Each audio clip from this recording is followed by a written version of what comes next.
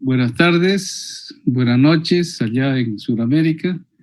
Estamos con la tercera sesión de nuestro foro virtual. Navegar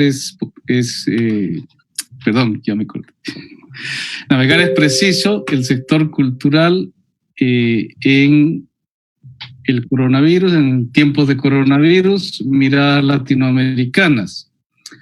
Esta es una actividad organizada por el Instituto de Investigaciones Sociales de la Universidad de Costa Rica y la Facultad de Ciencias Sociales de la Universidad de Chile. Le voy a dar la palabra a mi colega Marisol Facuse, que es la coorganizadora de este evento, para que presente a los y el invitado de esta noche.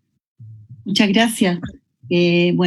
Agradezco primero que todo a mi compañero, mi partner, Sergio Villena, por la iniciativa, por el empeño por mantener estos seminarios. Agradezco muy especialmente a Víctor Vich y María Paulina Soto por acompañarnos hoy. Este es el tercero de una serie de seminarios que comenzamos más o menos a los primeros días del confinamiento en nuestros respectivos países. Yo diría que también es un buen momento para reflexionar sobre lo que hemos hecho antes, cómo esto ha ido avanzando. Estamos en un momento particular en nuestros países, de pic de la pandemia. Nos alejamos de la calma de las primeras semanas y de la sensación de incertidumbre y de espera. Hoy día ya estamos lamentablemente en un momento muy álgido. En el caso de Chile tenemos servicios de salud colapsados y una cantidad de muertos importantes, lo que hace que evidentemente el debate se reoriente, diría yo, conforme a estos ejes que hemos definido, organizado en torno a la acción del Estado, la acción y las respuestas de los propios artistas, y también de manera más transversal del lugar de la cultura y de la producción artística en tiempos de crisis en la sociedad. Teníamos 3 invitados para hoy, pero algo pasó con Celio. Sin embargo, a mí me parece que tal vez justamente por el momento en el que estamos, es valioso darle un giro más íntimo a esta conversación, donde tengamos un poquito más de tiempo, no corramos tanto y aprovechemos la presencia de María Paulina y de Víctor. Paso a presentar a nuestras invitados. María Paulina Soto, que es una amiga también entrañable. Admiro muchísimo tu trabajo, Paulina, tú lo sabes, tanto en el ámbito académico como en la gestión cultural, y de espectadora, que ambas lo somos espectadoras asiduas, voraces. Por lo tanto estamos sufriendo también la dificultad de la no presencialidad, aunque tú eres mucho más digital que yo. María Paulina Soto es chilena. Quería decir que también, aprovechando que vamos a tener un poquito más de tiempo, por su experiencia en Ecuador, también podría ser un paralelo o tomar el caso ecuatoriano como elemento comparativo en su presentación, si ella lo estima pertinente, pero creo que sería bueno porque conocemos poco del caso ecuatoriano, al menos en Chile, y creo que sería interesante, además que la experiencia de la Universidad de las Artes es bastante única. Ella es rectora de la Universidad de las Artes de Ecuador e integrante de su comisión gestora. Es doctora en estudios sociales y políticos latinoamericanos por el IDEA de la Universidad de Santiago de Chile. Ha publicado libros, artículos derivados de más de 40 investigaciones aplicadas relacionadas con el arte, cultura y patrimonio. Ha realizado docencia en carreras como cine, danza, periodismo, en la Universidad Arce, Universidad de Chile, Universidad de Santiago. Fundó y coordinó por 8 años el Departamento de Estudios del Ministerio de la Cultura de Chile, que creo que también es una experiencia que nos interesa bastante relevar, porque tú has tenido esa perspectiva de ver la cuestión de la evolución de la institucionalidad cultural recientemente creada en nuestro país. Entonces también ahí hay un aporte muy, muy, muy valioso. Ha sido miembro del pool de expertos de la UNESCO, y ha sido invitada a más de 30 países como investigadora, conferencista, docente. Te dejo presentar a Víctor para que no hacer tan monótona las presentaciones. Sí, voy. Bueno, también nos acompaña esta noche, ya lo dijo Marisol, Víctor Vich, es peruano, es profesor principal en la Pontificia Universidad Católica del Perú y en la Escuela Nacional de Bellas Artes de Perú. Es autor de varios libros como Poéticas del Duelo, Ensayos sobre Arte, Memoria y Violencia Política del 2015, Desculturizar la cultura, la gestión cultural como forma de acción política del 2014. Ha sido profesor invitado en varias universidades de Estados Unidos como Harvard, Berkeley, Mason. En el 2010 ganó la beca Guggenheim y también ha sido miembro del Consejo Directivo del Servicio de Parques de Lima y asesor en temas de política cultural en distintas instituciones peruanas y de América Latina. Actualmente dirige una maestría en estudios culturales en la Pontificia Universidad Católica del Perú. Así que bienvenido, Víctor, gracias por apuntarte en esta aventura por mares turbulentos. Así que, si querés, Marisol, empezamos con la primera pregunta. Perfecto, bueno, les contamos un poco la modalidad que hemos tenido. Tenemos 4 preguntas bastante generales, van a poder abordarlas con holgura. La primera es, como les decía, más bien transversal y tiene que ver con el lugar del arte y de la cultura en nuestra sociedad y la importancia de la producción artística y de las prácticas artísticas y culturales en tiempos de crisis. ¿Cómo lo ven ustedes en los contextos que les ha tocado observar en estos últimos meses? En el caso de Chile también tuvimos un reciente estallido social a finales de 2019, entonces uno puede decir crisis, una doble crisis, ¿no? Política, sanitaria actualmente. Así es que propongo comenzar, Paulina, con esa pregunta y seguido de Víctor hacemos después un diálogo.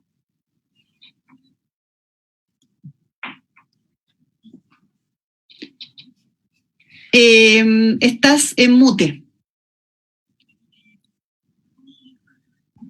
Ahí estamos. La frase "tienes tu micrófono apagado", yo creo que es la frase que más se ha repetido en los últimos 2 meses en el mundo. ¿No? Totalmente. Sí, una torpeza.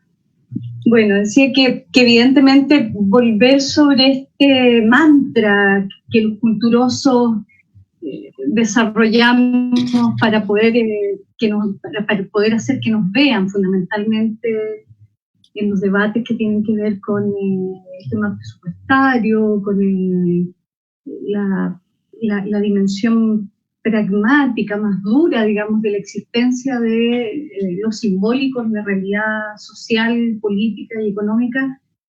En el contexto actual es bastante menos artificial, diría. Entonces, si yo pienso hace 3 meses atrás, las presentaciones, las ponencias, las negociaciones relacionadas con la importancia del arte y la cultura en la sociedad y a nivel institucional eran tremendamente más desesperadas. O sea, yo llevo muchos años, no he dejado nunca de ser una militante de este sector y no he dejado nunca de estar con la sensación de guerra, de guerrillas, digamos. O sea, permanentemente véannos, somos importantes por esto, por lo otro, y sacamos millones de estrategias discursivas, investigativas, formulaciones de todo orden, digamos, que nos permitan hacer visible y no secundaria las necesidades culturales, ¿no? De hecho, en el plano de los derechos culturales, los expertos en derechos humanos y específicamente en derechos de segunda generación señalan que son derechos subdesarrollados, son derechos humanos subdesarrollados. O sea, si pensamos solamente en esa dimensión de su formulación jurídica internacional. Entonces, la sensación que tengo es que hoy día ha pasado algo que me permite hacer que esta primera aseveración de una especie de discurso que siempre fue extremadamente desesperado, ¿no? De tratar de que nos vieran, en este escenario de pandemia es completamente distinto. O sea, yo diría, ¿qué sería de nosotros sin música, sin películas y sin libros? ¿Qué sería de todos nosotros en cuarentenados sin aquellos artificios, artefactos?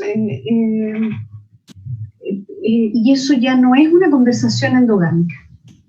Cuando digo esto, tengo la certeza de que todos los seres humanos que han estado en cuarentena han tenido una experiencia relacionada con la importancia de esta compañía, de este artefacto que es la creación simbólica.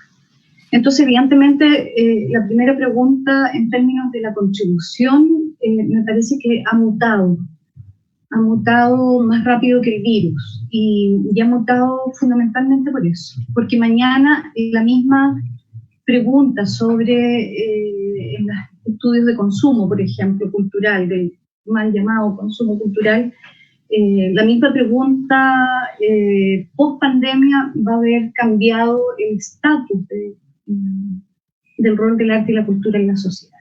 Entonces creo que la primera aseveración que quiero hacer es esa, y para no castigar, digamos, mucho el uso de la palabra y sobre todo el sonsonete, porque evidentemente aquí ya empezamos a jugar con este carreño cibernético, ¿no? Este nuevo carreño cibernético. Quisiera simplemente, después de señalado esto, que es como más de contexto y de una visualización que yo creo que de verdad se hace mucho más palpable hoy día, de la importancia del aporte de lo simbólico en la sociedad, es que creo que si tuviese que identificar en este minuto cuáles son las coordenadas que siento que han sido alteradas por el contexto de crisis, opto por el cuerpo, el tiempo y el espacio. Y brevemente las voy a dejar instaladas y creo que después podemos darle la palabra a Víctor como ustedes lo estimen conveniente, incluido, digamos, que me contrapregunten o me soliciten algunos ejemplos que trataré de plantear en el plano de la propuesta esta de que las coordenadas cuerpo, tiempo y espacio son las que creo que evidentemente hacen que el aporte del arte y la cultura en el contexto de crisis sea una tremenda oportunidad. Creo que en la pregunta 2 y 3 vamos a hablar más bien de las dificultades y desafíos, pero en este plano, en esta primera vuelta, digamos, quisiera dejar estas propuestas, digamos, instaladas en la conversación. El cuerpo ni hablar, o sea, evidentemente no necesito mucho señalar por qué creo que la alteración de la participación del arte y la cultura en la sociedad hoy día extraña doblemente el contacto o la distancia corporal o física. Es difícil imaginar que lo simbólico se pueda generar en un solipsismo extremo, ¿no? O sea, es imposible imaginar que un cuerpo solitario, digamos, pueda generar aquello que llamamos lo simbólico. Y lo digo con dudas, por supuesto, porque evidentemente en este mismo minuto se están generando producción simbólica en la soledad, digamos, de algunos creadores. Sin embargo, la potencia de esos símbolos, digamos, se hace carne en la medida que, o se hace palpable en la medida que circula, que se intercambia y que finalmente se transforma en un relacional o en un vínculo. Entonces, el tema del cuerpo me parece sustantivo, aun cuando no hay una clausura absoluta. Yo estoy hace más de 3 años en la Universidad de las Artes y no he parado en todas estas semanas de rediseñar la gestión de estas incertidumbres de qué pasa en una universidad donde el proceso de enseñanza-aprendizaje es con, por y a través del cuerpo. y en una universidad que además tomó la decisión en el mes de marzo de iniciar su proceso semestral con educación en línea, y ese proceso además lo he tenido a cargo. Entonces tengo muy claro que tanto en el ámbito de la docencia, de la investigación, de la creación, de la circulación y de todas las áreas, digamos, que involucran la corporeidad y la materialidad, estamos enfrentando un desafío de énfasis que ponen ese cuerpo al servicio de más bien la imaginería, el retorno a la imaginería y las habilidades comunicacionales, más que aquellas que hasta antes habían sido las reproductoras y circuladoras o la caja de resonancia principal de la circulación de los símbolos. Entonces, el cuerpo, creo que el cuerpo individual versus el cuerpo colectivo es el que está puesto en tensión en esta vuelta, digamos, de periodo de crisis. Y lo segundo que creo que es relevante es el tema del espacio, junto con las restricciones que supone, digamos, el uso de un cuerpo que está limitado al intercambio, al contacto. Evidentemente desaparece el espacio en sus condiciones, en las condiciones que había la modernidad instalado como imprescindibles, como esta especie de escenografía donde acontecía el trabajo, donde acontecía la política, donde acontecía la educación. Y la domesticidad, o este espacio que habíamos dejado separado por un murallón de lo privado y lo público, se enmaraña y se enreda, digamos, en un diálogo donde no hay separación. O sea, claramente el tema espacial está absolutamente cuestionado, yo diría que de manera más radical que el cuerpo, y evidentemente esa restricción de los espacios de los que estábamos habituados y de alguna manera de los que éramos cautivos, digamos, dejan la puerta completamente abierta al desarrollo intensivo de la cibercultura. Nos falta espacio, sería nos quitaron espacio, nos comprimieron, nos restringieron el espacio privado e íntimo, y sin embargo pasa algo con el tiempo, y eso es lo tercero que quiero plantear, que me parece que son también la tercera que ordenaba que no. Y en el plano del tiempo, creo que lo sustantivo para el análisis de lo simbólico es que efectivamente lo que tenemos enfrente es una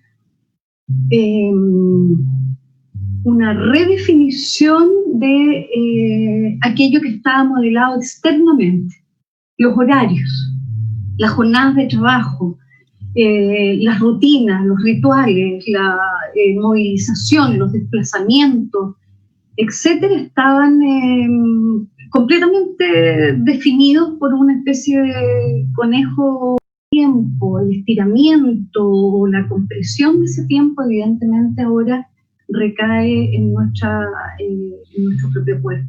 Entonces aquí hay un círculo, digamos, de conversación que a mí me parece que desde el punto de vista del aporte de la cultura a la sociedad se expande mucho más allá de solamente, digamos, la producción simbólica artística, y nos involucra a todos, en términos de creadores de símbolos, tanto como consumidores. Entonces, bueno, reaparecen conversaciones imprescindibles como el tema comunitario, en oposición al tema del cuerpo individual.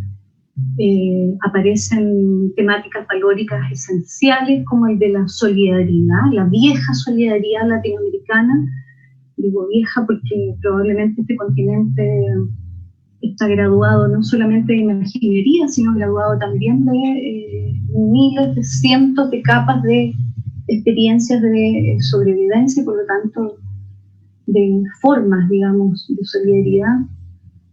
Aparece en esta alteración de estas coordenadas que he mencionado la relevancia de vínculos que trascienden lo corporal, ni hablar el tema de los afectos y la afectación fundamental en el plano simbólico. No hay, en mi opinión, ningún símbolo que sin afectos o afectación logre transformarse en un sentido común, que es cuando se transforma en cultura. Y las maneras de ser y estar en el mundo evidentemente no van a volver a ser las mismas. Yo sé que hay mucha gente que está planteando que vamos a volver al día siguiente, digamos, que se abran las puertas a lo mismo. Yo tengo dudas, creo que va a haber un porcentaje importante de la población que vamos a ver mutado. Ya, dejo hasta acá porque creo que puede ser un poco abusivo, ¿no?, para esta dinámica de formato más dialogal. Gracias, Paulina. Víctor. Sí.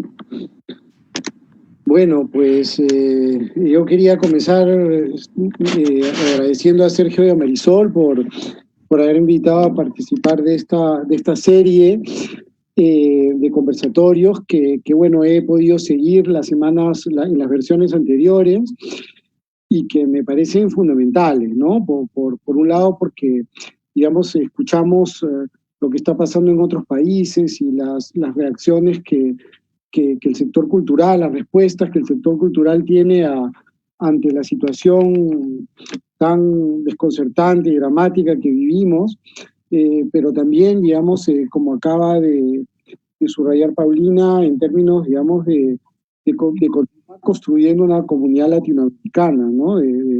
Digamos, de reconocer que no solamente, digamos, participamos de una misma cultura, sino que justamente por eso mismo podemos pensar estrategias para afrontar comúnmente algunos problemas y enriquecernos mutuamente, ¿no?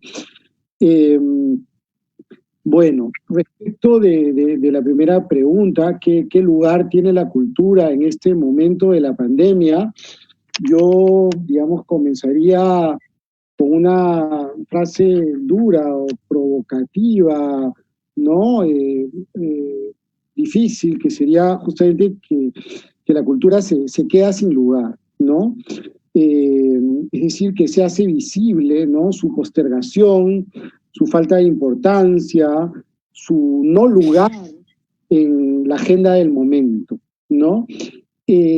Pero claro, esta frase hay que matizarla, porque no es exactamente cierta, y la manera de matizarla sería más bien, digamos, cuestionar o, digamos, analizar esta falta de lugar, o este lugar cada vez más marginal, o esta dificultad de, digamos, tener un lugar a partir de un conjunto de paradojas, ¿no?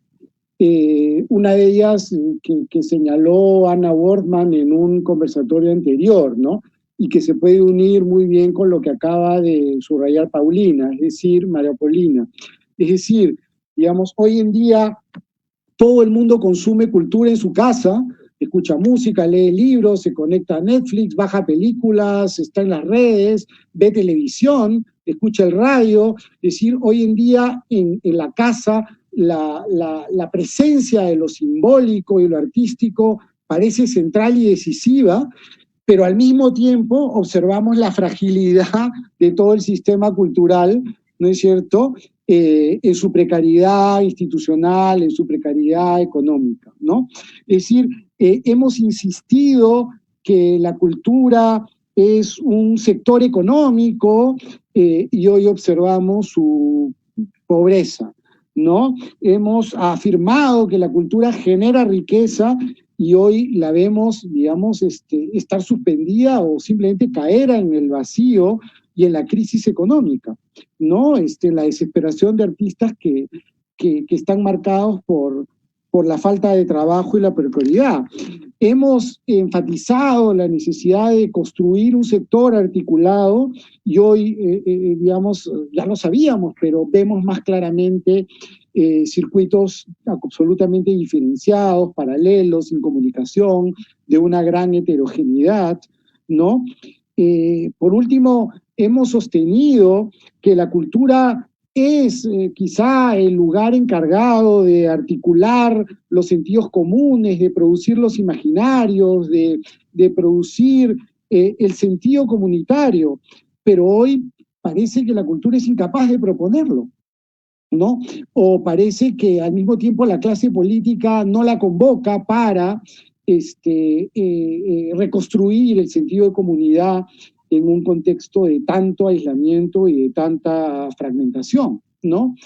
Y por último, claro, hemos venido afirmando en América Latina la necesidad de transversalizar la cultura, de sacar a la cultura del nicho del sector cultural, de decir que la cultura no refiere solamente al sector cultural, sino que está articulada con distintas dimensiones de la vida social, y hoy vemos que tenemos muy poca capacidad de articulación, ¿no? Y entonces que no estamos articulados con problemáticas de salud, que no estamos articulados con problemáticas de género, la violencia familiar se incrementa en la pandemia, que no estamos articulados, y sobre eso quisiera detenerme en una intervención posterior, ni siquiera con el sector educativo, ¿no? Una cosa increíble. Y entonces es hacia eso a que yo me refería, que la cultura se queda sin lugar. Por supuesto que hay respuestas, algunas respuestas de los estados, por supuesto que hay maravillosas respuestas de los artistas, pero digamos en la esfera pública, la cultura aparece como un discurso con poca iniciativa, como un discurso excluido, si quieren silenciado, o si quieren marginado, pero también con un discurso que, digamos, nos cuesta trabajo, ¿no?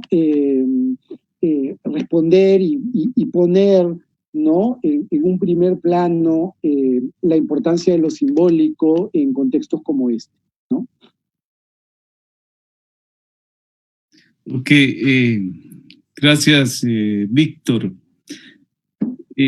Bueno, podríamos decir tal vez que en este contexto enfrentamos dos imperativos, ¿no es cierto?, que de alguna manera lo han referido ustedes.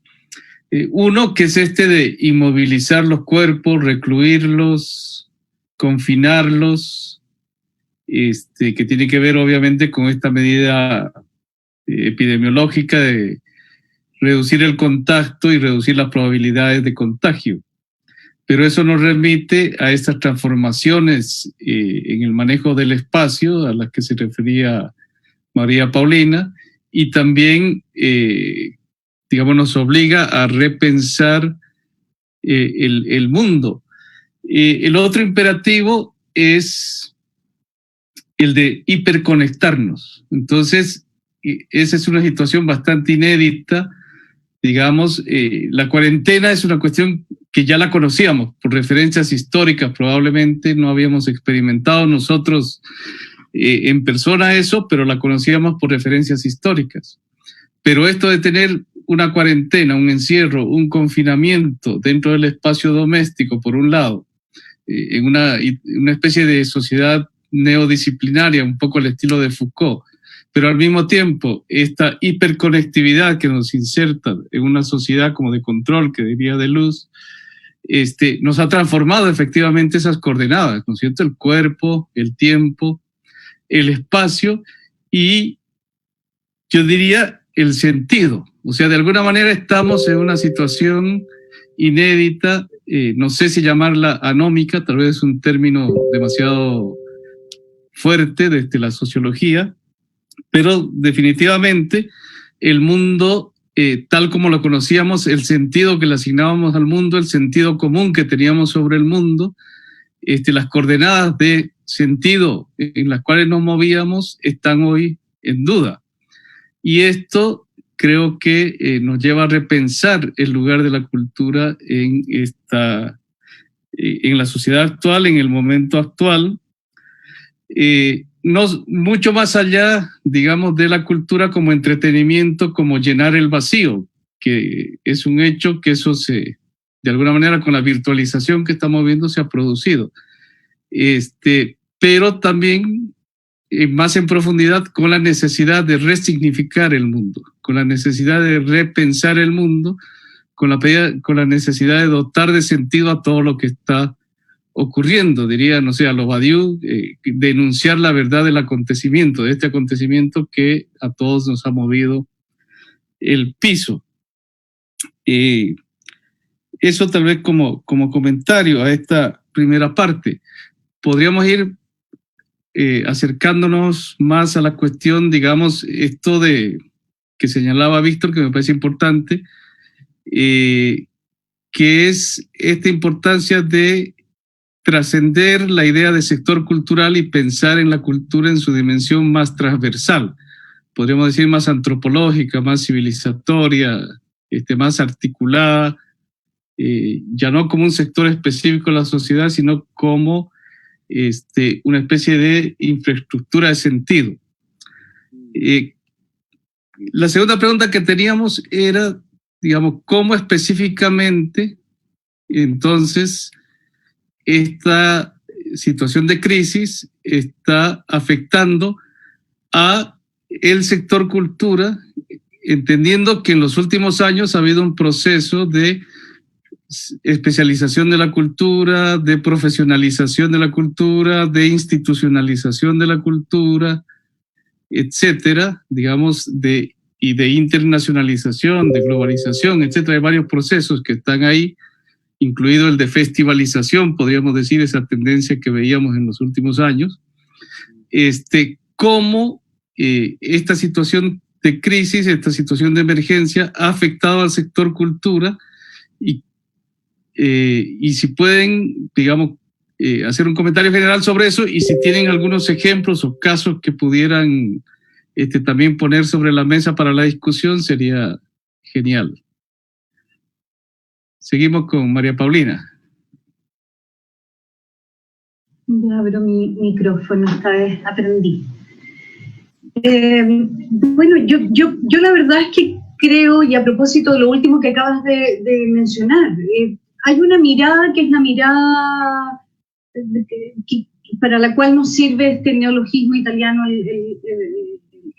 el de la localización, ¿no? Entonces, si yo tengo que georreferenciar las sentencias que planteé al comienzo, evidentemente las estoy analizando desde una perspectiva completamente más cercana a lo ontológico y no aquello que caracteriza probablemente la construcción de estas relaciones donde el territorio, donde la convivencia, donde el día a día, donde lo local, digamos, cobra una importancia significativa. Entonces, volviendo sobre esta separación que creo que es importante hacer, yo creo que hay ciertos fenómenos que están aconteciendo que son inéditos. O sea, yo siempre recuerdo que me demoré como 2 meses caminando con mis perras y leyendo, buscando un ejemplo para mis estudiantes donde yo pudiese hacer la distinción entre la cultura y lo cultural, un poco emulando a la Hannah Arendt, esa distinción de la política y lo político. Y decía, a ver, ¿qué ejemplo? Para mí es muy fácil, siendo chilena, elegir un ejemplo de la naturaleza que impronta con un evento así de gran magnitud, impronta a una comunidad y a una cultura, impronta un territorio con sus seres silientes, digamos, ¿no? Entonces, nosotros estamos llenos de terremotos, de explosiones volcánicas, de maremotos. Digo, esta franja de tierra es volcánica, ¿no? Y por lo tanto es muy fácil encontrar ejemplos de la naturaleza desastrosos y catastróficos, ambos, que pueden improntar la cultura.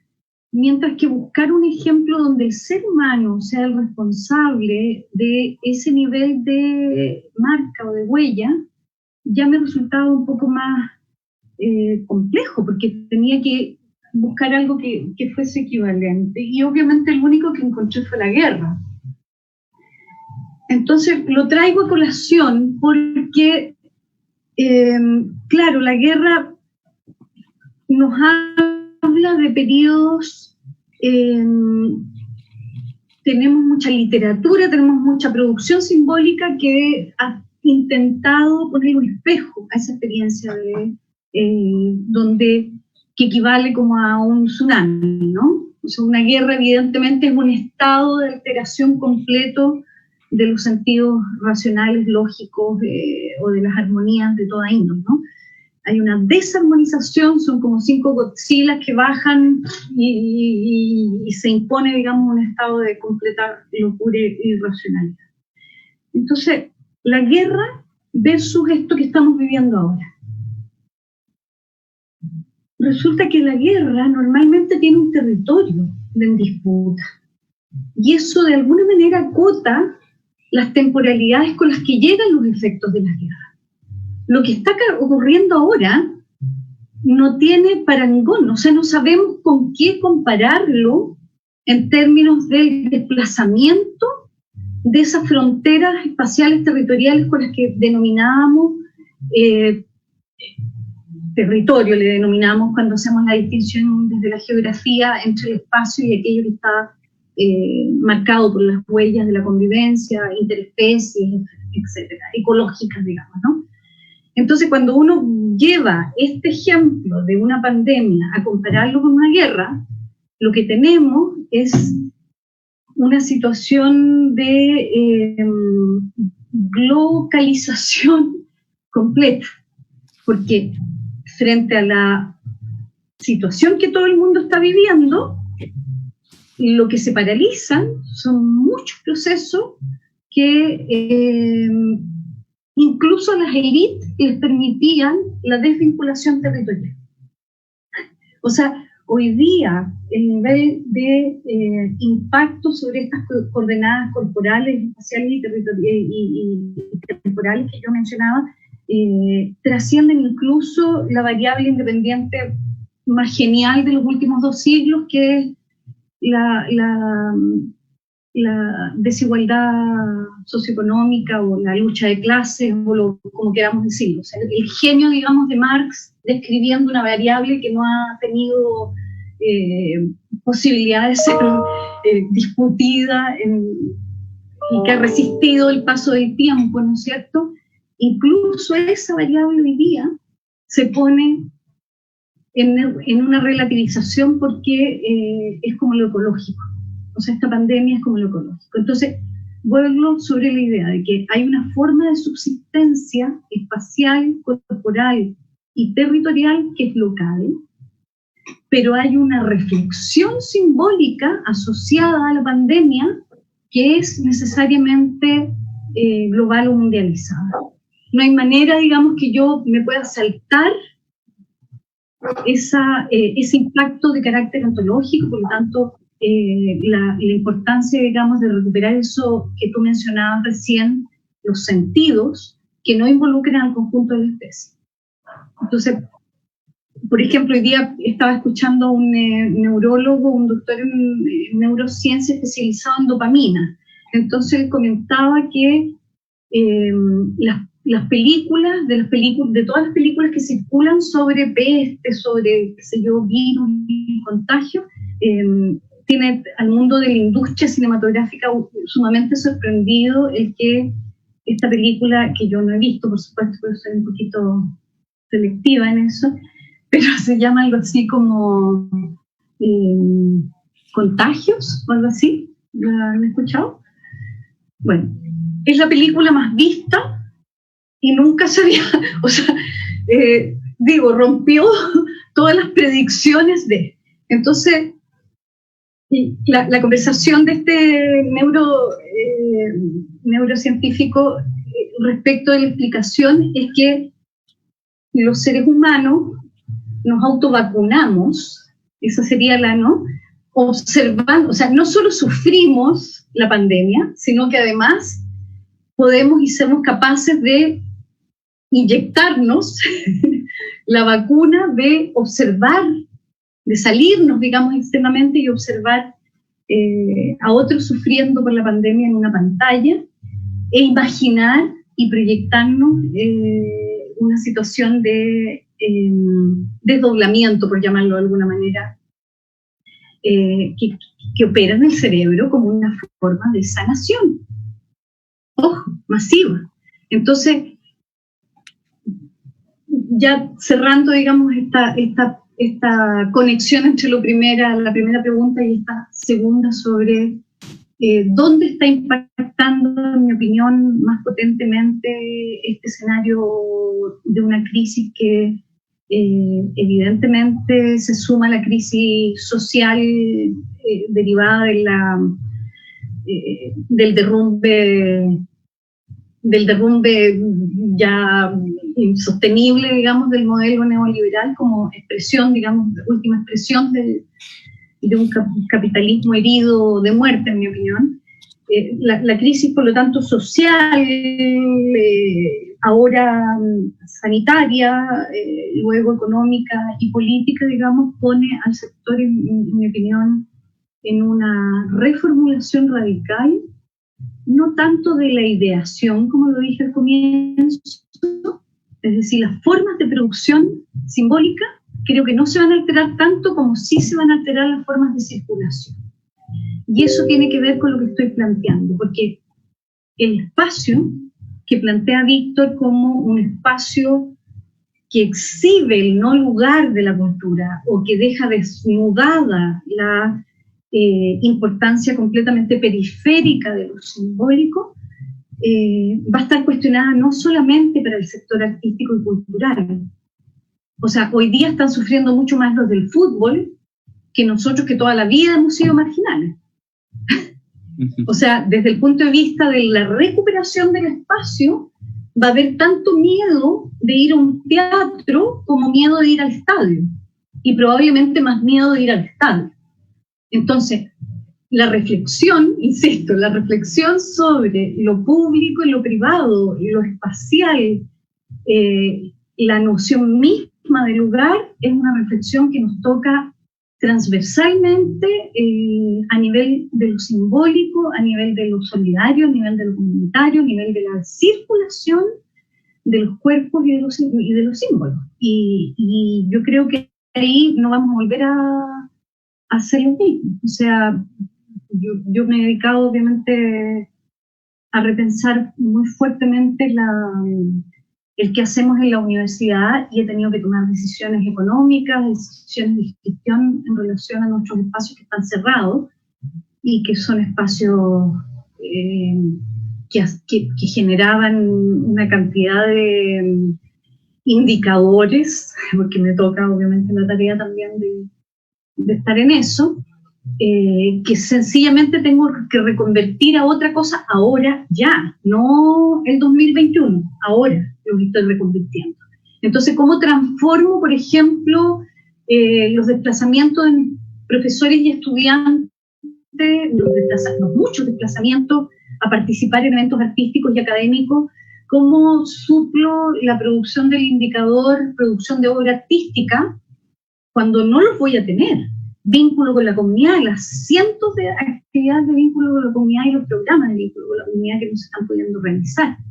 Y evidentemente estoy haciendo esa reconversión, y por lo tanto esto que estoy planteando es una reflexión donde el tema de la modalidad de circulación pone en cuestión y patas para arriba absolutamente conceptos como consumo cultural, claramente,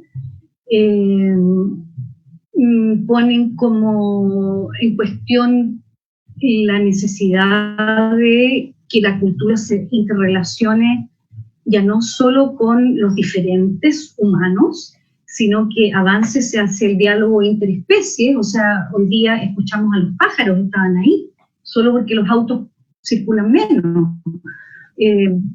Estamos en una educación que durante 4 décadas nos decían que era imposible modificar, y resulta que en 2 meses estamos en educación virtual, en una especie de transformación bestial.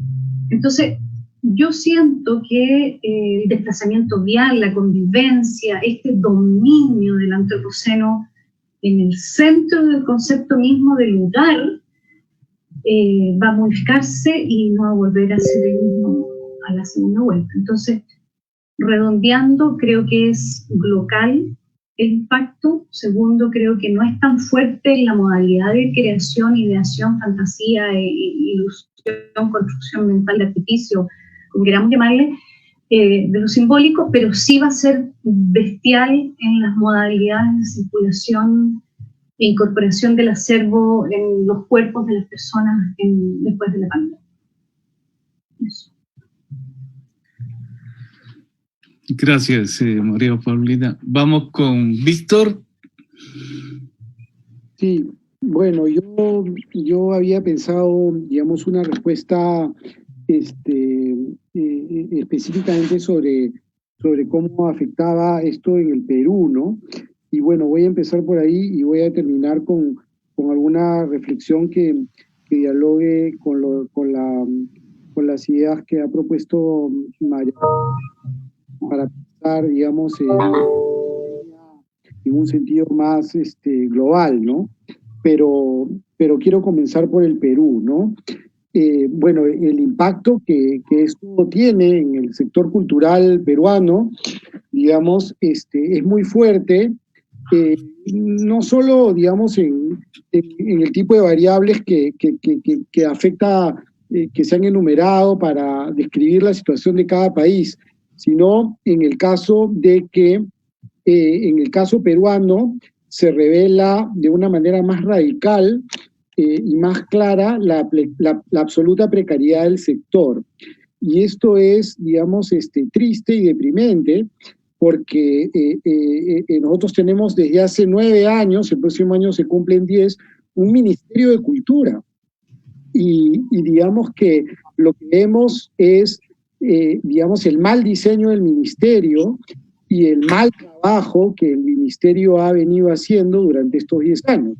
Eso no significa que en el ministerio haya gente que se rompe el alma, que trabaja bien, que pone mucho esfuerzo, sino de la falta de voluntad política. Hemos tenido más de 12 ministros y los ministros, digamos, se cambian cada uno a cada rato, no hay continuidad, ¿no? Y digamos, esa falta de una visión consensuada, de un trabajo que se herede de un ministro a otro, de prioridades que no se sustituyan, es lo que revela, digamos, la crisis de la institucionalidad de la cultura en el Perú, ¿no? En principio, porque el ministerio en 10 años no ha sido capaz de construir un sistema de información cultural. Y entonces en 10 años de trabajo no tenemos en el Perú indicadores claros, no tenemos nada como parecido al CINCA de Argentina o al SNIC de Brasil o al SIC de México. No hay un sistema de información cultural y por lo tanto no hay indicadores acerca de dónde actuar, cómo actuar. Ahora, cuando empezó la pandemia y en medio de la reclusión, de la cuarentena, el ministerio colgó una encuesta improvisada, con muy buena intención, pero improvisada, simple, digamos, más un gesto que un proyecto serio de recopilación de información, ¿no?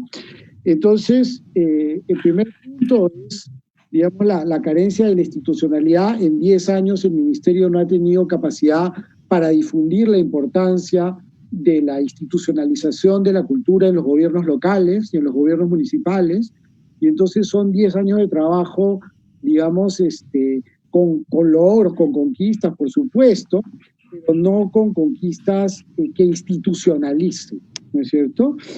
En segundo lugar, como se ha mencionado muchas veces en los paneles anteriores, observamos pues el grave, digamos, la dificultad del problema del financiamiento de la cultura, ¿no? Porque fundamentalmente, digamos, buena parte de los productores de cultura en el Perú, por lo menos, y estoy seguro que en buena parte de América Latina, son trabajadores independientes que tienen condiciones laborales precarias, ¿no?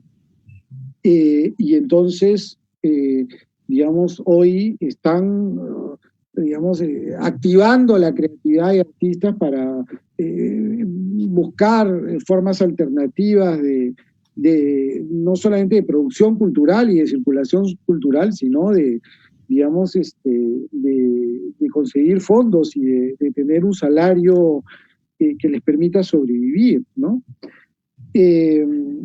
Bueno, el tercer punto, ¿no?, es efectivamente el problema de la digitalización de la cultura y el problema de acceso, ¿no? Por ejemplo, en la universidad donde yo trabajo, nos han, digamos, enfatizado mucho que las clases no pueden ser sincrónicas, porque las clases sincrónicas, es decir, que todo el mundo se conecte, son absolutamente excluyentes. Es decir, a pesar de ser una universidad privada, digamos, donde la gente tiene algunos recursos para pagar, una encuesta revela que el 40% de los estudiantes comparte una laptop con sus hermanos o con sus padres, que la conectividad es mala en sus casas, que la casa es muy chiquita y en los horarios de clase llora el hermano, la mamá cocina, se cruza todo el mundo, no hay, y entonces una clase sincrónica es muy excluyente. Y por lo tanto nos han sostenido una y otra vez la necesidad de grabar las clases y colgarlas para que los estudiantes las puedan ver en el momento en el que ellos dispongan de la computadora y dispongan de silencio para concentrarse. Entonces lo que vemos es también, digamos, la dificultad de la digitalización, la dificultad del acceso en las condiciones que conocemos propiamente de América Latina, ¿no? Y claro, hay intentos, ¿no es cierto? Hay intentos de digitalización, han habido cosas que, bueno, que ya comentaré, en el teatro, en los museos, que intentan, digamos, superar su retraso, su déficit tecnológico, pero, digamos, todavía esto aquí es precario, es inicial, ¿no? Y bueno, respecto de lo que decía María Paulina, efectivamente, yo quería, digamos, poner sobre la mesa, ¿no?, digamos, cómo neutralizar este impacto negativo, ¿no?, y cómo las artes y lo simbólico puede contribuir a neutralizar estas formas nuevas, ¿no es cierto?, de aislamiento del cuerpo, estas formas de reducción del espacio, estas formas de traducción, de reducción, de transformación del tiempo, y entonces cómo la cultura y cómo, digamos, se pueden diseñar nuevas estrategias para intervenir en el tiempo, en el espacio y en el cuerpo, ¿no es cierto? Porque creo que efectivamente, digamos, el gran reto es construir, ¿no?, espacios públicos, construir espacios de encuentro, bueno, cuando la pandemia pase, cuando se consiga la vacuna, cuando esto entre en una fase, digamos, menos dramática, ¿no? Porque, claro, lo que vemos ahora es el peligro, ¿no?, de quedar atrapados en la pantalla, ¿no? Si bien lo virtual es un recurso, si bien lo virtual es una tecnología que hay que celebrar, al mismo tiempo yo creo que no hay que olvidar, ¿no?, las dimensiones negativas que, digamos, lo virtual tiene, ¿no?, y que han sido señaladas, digamos, una y otra vez en la teoría crítica, ¿no? Y yo creo que hoy en día, digamos, las reflexiones, por ejemplo, de Baudrillard, ¿no?, se vuelven como muy, muy aterradoras, ¿no?, de un mundo que sustituye, ¿no es cierto?, la realidad por lo virtual, donde quedamos presos, ¿no es cierto?, en la pantalla total, como decía él, ¿no?, y completamente sujetos, ¿no?, a dinámicas que finalmente terminan por destruir vínculos, los vínculos que intentábamos construir, ¿no? Entonces, efectivamente, ¿no?, cómo cómo redefinir la cultura y cómo visibilizar la paradoja de que hoy todo el mundo consume cultura y al mismo tiempo, la política no se da cuenta de su necesidad y al mismo tiempo, a pesar de su consumo, el sector cultural se convierte en un sector agónico económicamente, ¿no? Bueno, eso. Puedo hacer una réplica más de ejemplos, ¿no? Claro que sí. Sí, en la Universidad de las Artes nosotros partimos haciendo la encuesta, obviamente, de capacidad de conectividad y equipamiento tecnológico de nuestros estudiantes. Y con eso, obviamente, tomamos la decisión irrefrenable, yo con una sola convicción, y que era la contribución de nuestra universidad a la pandemia que ha golpeado más fuerte que casi ningún otro territorio en América Latina, que es Guayaquil, donde está la Universidad de las Artes. Ustedes vieron esas escenas escalofriantes de muertos en las calles, ¿no? De cuerpos, digamos, de fallecidos en las calles. Es regalarnos con compasión a la reconstrucción de la comunidad que es el pertenecer a la universidad. Entonces, dar clases o recuperar el espacio de intercambio en el proceso de enseñanza-aprendizaje en línea, para mí siempre fue eso, y he hecho un seguimiento semanal. Creamos un instructivo de migración de educación superior en artes hacia la educación en línea. Ustedes comprenderán lo difícil que fue eso. De los más de 300 asignaturas que nosotros dictamos, y más de 2.000 paralelos que se dictan en el semestre, logramos solamente dejar de dictar 20 asignaturas. Cuando la primera vez que les pregunté a los decanos cuáles son las asignaturas que usted considera que están en el plano de lo práctico y que evidentemente parecieran más difíciles de poder dictarse en línea, aparecieron casi todas, digamos, ¿no? No, esto es imposible, en fin, ¿no? Y a poco andar nos dimos cuenta que el generar este espacio de iniciar clases, lo que aportaba a los chicos y a los propios profesores era la sensación de pertenencia.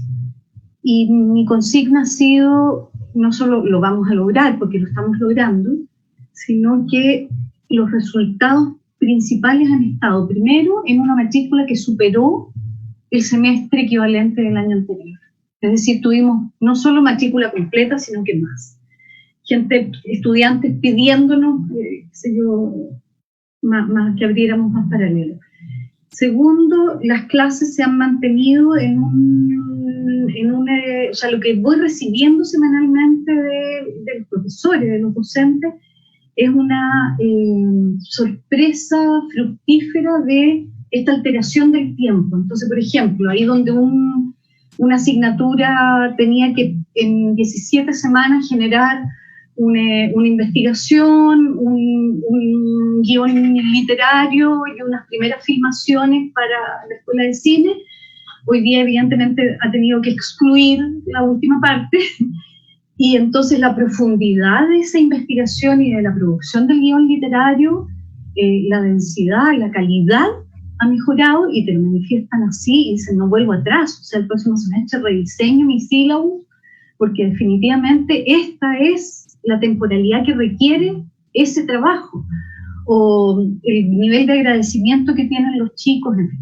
Entonces, bueno, por supuesto, lo que cuenta Víctor es América Latina, y evidentemente nosotros, dentro del instructivo de educación en línea, hemos dado todas las facilidades para que haya grabación y obviamente oportunidad de trascender lo sincrónico cuando sea necesario. Pero en general, los chicos acuden a la convocatoria de lo sincrónico preferencialmente.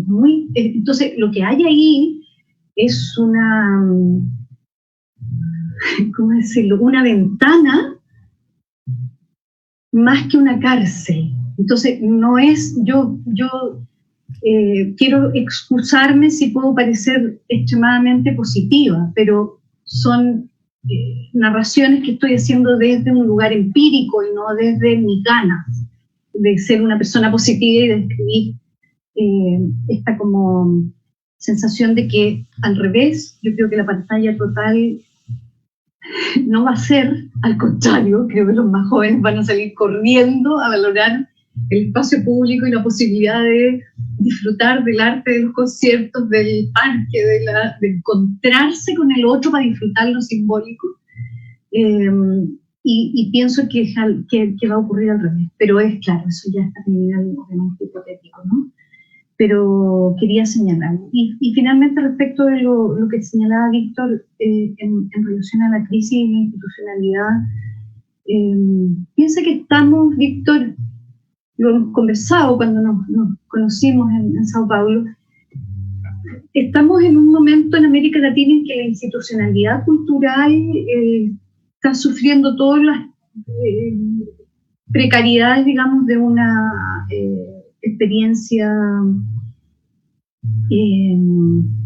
inédita. Entonces, pero sí hemos aumentado tremendamente en todo el continente en la cantidad de legislación especializada para el sector, en la producción de información que antes no existía. O sea, hace 20 años atrás teníamos exactamente 0 datos fidedignos, digamos, de calidad, continuos, seriales, etcétera, en el sector cultural. Y evidentemente hoy día tenemos al menos una vocería marginal, por supuesto, pero una vocería dentro del aparato. Y yo creo que no va a haber más alternativa que los mecanismos de subsidio a la demanda, que son por los que se distribuyen los recursos, los pocos y escasos recursos del sector en nuestros países, vaya a tener que migrar también, al menos en lo que queda de los próximos 12 meses, a modalidades que refuercen probablemente los modelos de circulación alternativos, ¿no? Microtelevisiones, microprogramas, festivales online de, qué sé yo, grupos indígenas. O sea, creo que va a haber una microfísica del poder obligatoriamente, porque justamente no se pueden hacer estos grandes eventos de los que se apropitan los ministros, los alcaldes y demás, ¿no? Entonces, pienso que también va a haber un impacto a nivel de la institucionalidad a propósito de eso. Quería replicar desde un lugar más optimista. Bueno, ya vamos a cerrar este primer bloque. Antes de eso quería decir 2 o 3 cosillas. Inevitablemente creo que la cuestión del lugar de la cultura en tiempos de crisis y del arte nos toca con el lugar del conocimiento y de la universidad. O sea, inevitablemente pensamos también en que esa pregunta por lo presencial, semipresencial, no presencial, tal como está afectando al museo, a la biblioteca, evidentemente a la universidad, ¿no? O sea, somos una institución también de la cultura y del conocimiento. Entonces es difícil, además que todas las que estamos acá somos profes, entonces estamos todos los días confrontándonos a esa pregunta y a esa provocación, que evidentemente no está solo en América Latina, sino que a lo mejor más fuerte en Europa, porque están ellos ya empezando el verano, tienen que plantearse si van a ser o no presenciales, y luego planificando la vuelta, ¿no? La vuelta de ellos en septiembre. Entonces, es interesante ver cómo esto aparece y cómo pueden dialogar esas tensiones en el espacio universitario y en el espacio de las instituciones culturales. Y pensaba en el debate más en el espacio universitario, de que uno puede recordar el apocalíptico integrado un poco de Humberto Eco, diría yo, de los 60, pero que yo creo que hay una cosa también un poco visceral y un poco también de las biografías de cada una y cada uno respecto de de estas formas de circulación que tú dices, Paulina, que comparto mucho. Yo creo que también estas nuevas formas de circulación evidentemente afectan la producción misma y los procesos de creación, y puede haber un semillero de innovaciones también en los procesos mismos de creación. Estoy pensando en la arte escénica, pero en general, en la escritura. Pero sí creo que el entusiasmo que podamos tener o la desconfianza y la distancia que sabemos que no apareció hace 5 meses, sino que nos hemos relacionado tanto culturas académicas como las académicas y los académicos mismos, de una forma más o menos entusiasta o más o menos desconfiada con estos soportes, pero hoy día está en juego, o sea, no hay nada claro sobre el tema, hay tensiones, hay conflictos. Por ejemplo, estaba escuchando que el Festival de Venecia de cine lo van a hacer presencial. Porque estiman que es irreemplazable, que lo presencial es irreemplazable. Escuchaba ayer a un profesor justamente de Italia, Nuccio Ordine, que él defendía mucho lo presencial, porque lo que perdemos en tanto profe, pero también o sea, en la arte escénica, en el museo, hoy día escuchaba, porque ya están abriendo varios museos en Francia, lo que perdemos con lo no presencial es invaluable. Pero eso es para algunos, si no es para todos igual, y nadie lo tiene claro, ni nadie tiene a lo mejor la mesura de lo que perdemos. Pero yo quería agregar eso a los ejes que ha propuesto Pauli y Víctor y Sergio, la cuestión del tiempo, la cuestión del espacio, la cuestión del cuerpo, y yo le agrego la cuestión de la presencia, que creo que hoy día está en juego, creo que está en juego de manera fuerte, la presencia y la importancia de la presencia, o de esta nueva presencia, en la densidad de las interacciones que establecemos, en la densidad de la experiencia cultural, artística y también académica, y la cuestión de la pérdida de aquello o de lo que perdemos, de lo residual, y también el duelo, ¿por qué no? Si es un momento trágico en el que estamos confrontando, ¿no? Estamos, como tú decías, Paulina, muerte, enfermedad, precariedad fuerte en nuestros países, en América Latina, pobreza, hambre, ya se ha comenzado a ver en nuestros países. Entonces, eso también tiene que ver con esta idea que tú planteabas en un comienzo, que ustedes planteaban, Víctor y Paulina, de esta pirámide de necesidades donde la cultura aparece siempre como un lujo, pero que vemos que no es un lujo, sino que como ustedes decían, es una manera también de objetivar, es una manera de procesar un momento trágico para la humanidad, de tomar distancia y de generar empatía, identificación, y también una ficción del afuera, porque finalmente esa es la tragedia quizás principal, que la pantalla nos da una sensación de afuera, porque el adentro nos agobia. El confinamiento es también una manera trágica, y el repliegue es una manera trágica de vivir, ¿no? Y creo que la pantalla nos puede aportar eso, pero hay que también ver los límites, diría yo, de aquello, o las mutaciones de aquello. Quiero invitar al público a comenzar a enviarnos sus preguntas, porque las 2 sesiones anteriores lo hemos pedido un poquito tarde, entonces hemos recibido poquitas, así que ahora les pedimos que ya vamos a ir a una pausa y los vamos a invitar a mandarnos sus preguntas, y volvemos en pocos minutos.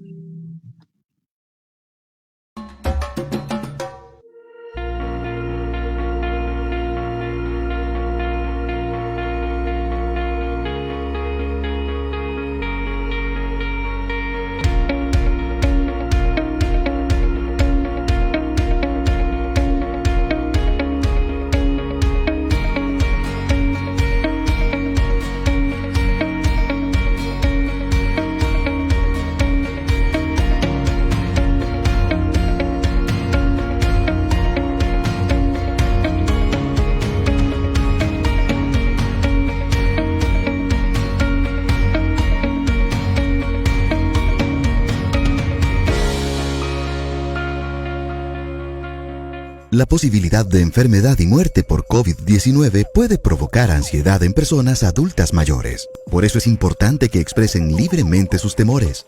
Tengamos los contactos de apoyo y emergencia a mano y programemos llamadas telefónicas con seres queridos. Busquemos personas que nos ayuden a realizar compras, pagos y recolección de medicamentos. Repasemos diariamente la fecha y reajustemos nuestros planes a lo que es posible en el corto plazo. Programemos actividades simples como dormir bien, comer saludable, ejercitarse, tomar el sol y escuchar música. Veamos noticias del Ministerio de Salud solamente 1 o 2 veces al día. Pongamos letreros e imágenes que nos recuerden la frecuencia del lavado de manos. Si usted es una persona cuidadora, recuerde que para atender a otras personas debe velar también por su salud. ¿Cómo convivir en el periodo de distanciamiento físico? Llame a sus seres queridos y exprese palabras de afecto. Sea flexible con sus planes. Lo más importante en este momento es ser solidarios. Busque información en el sitio oficial del Ministerio de Salud solamente 1 o 2 veces al día. Haga ejercicio, ordene su espacio, aprenda algo nuevo, juegue y descanse.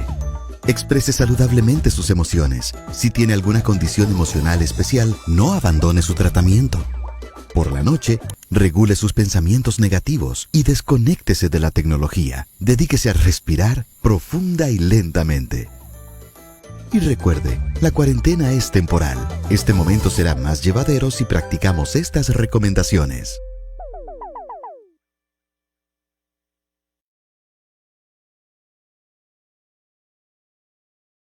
De vuelta, para seguir conversando. En la sesión anterior, en el resumen que hacía Marisol, nos recordaba un poco la polémica entre apocalípticos e integrados, como la nombró Humberto Eco, digamos, esta visión de los críticos de la cultura de masas o de la industria cultural, ¿no es cierto?, como Adorno, Horkheimer, etcétera, y los optimistas del otro lado, que veían en las tecnologías de la comunicación del momento, que eran la radio, la televisión y el cine, digamos, modalidades de democratización de la cultura, frente a los críticos que decían que más que una democratización era un empobrecimiento de la cultura. Estamos de nuevo, tal vez esta coyuntura actual nos remite de alguna manera a los ecos, por hacer un juego de palabras ahí, de la polémica. Estamos en la obra de arte, en la época de la reproductividad o de las nuevas tecnologías de la información y la comunicación, de la virtualización, ¿no es cierto?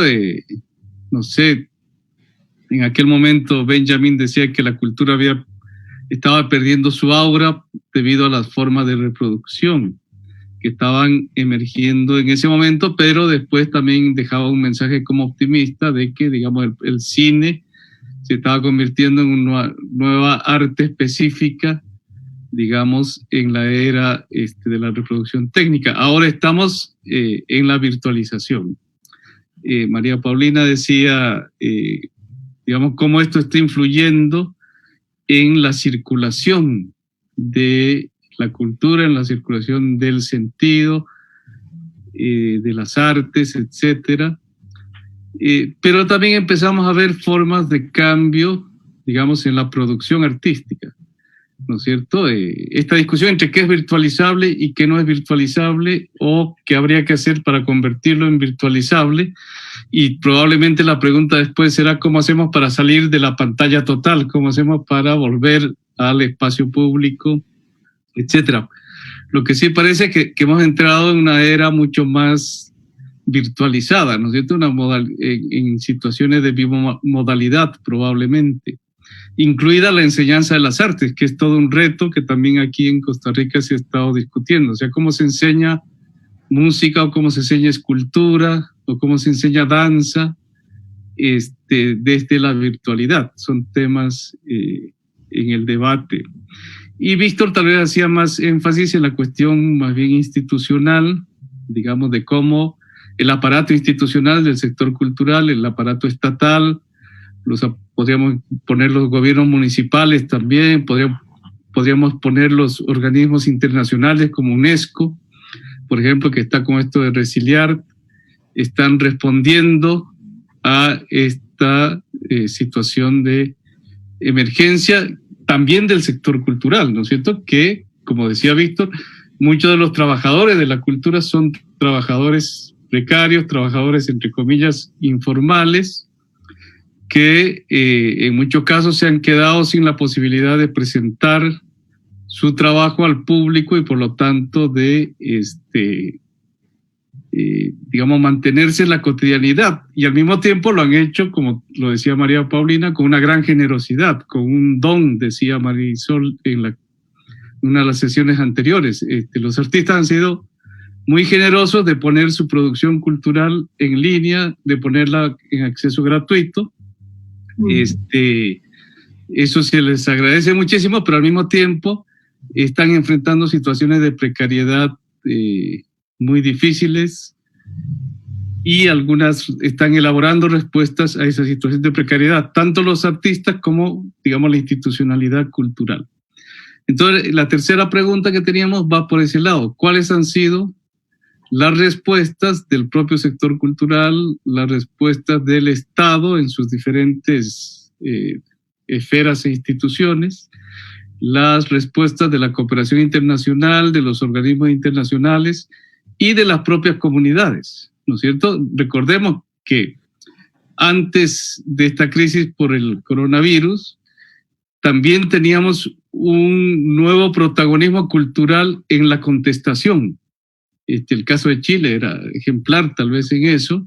Digamos, la cultura otra vez estaba en las calles, estaba con la gente, estaba en la movilización, en la protesta, etcétera. Eso también ha quedado en suspenso. Entonces, tanto la cultura como derecho ha quedado en suspenso, porque no sabemos si ese derecho se va a poder cumplir o no, si el Estado lo va a poder garantizar o no. La cultura como contestación ha quedado en suspenso, aunque también es interesante ver que surgen nuevas formas de protesta y nuevas formas de expresión cultural y de producción de sentido, digamos, desde la oposición o desde la contracultura.